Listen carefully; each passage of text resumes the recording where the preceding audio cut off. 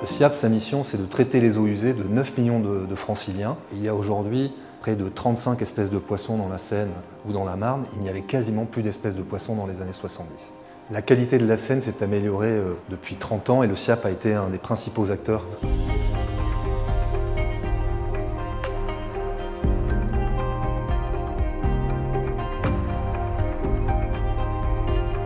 Ce livre est à la frontière entre récit historique et ouvrage technique. Il s'intéresse à l'évolution de la qualité de la Seine en lien avec les grandes étapes de l'évolution de l'assainissement francilien, qui débute il y a un siècle, alors que les eaux usées étaient épandues sur des champs agricoles et la Seine asphyxiée, pour arriver de nos jours où le système d'assainissement protège la Seine et préserve sa qualité.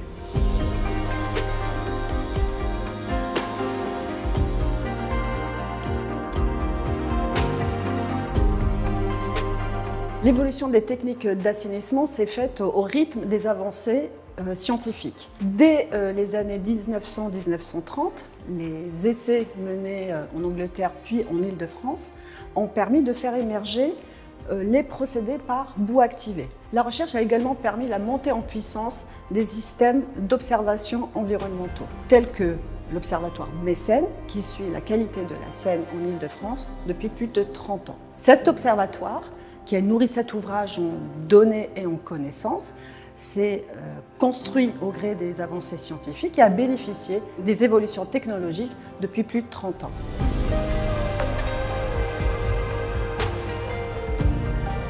Cet ouvrage, il démontre que le SIAP a mis les moyens dans une vraie politique d'innovation. Depuis 50 ans, nous avons amélioré le système d'assainissement de l'Île-de-France. La recherche et l'innovation sont indispensables pour apprécier le chemin parcouru et pour appréhender les enjeux qui se dessinent devant nous. Il est question de micropolluants, mais également de fragilité de la rivière dans un contexte de changement climatique. En une phrase, cet ouvrage, c'est dire là d'où on vient, là où on est et là où on va.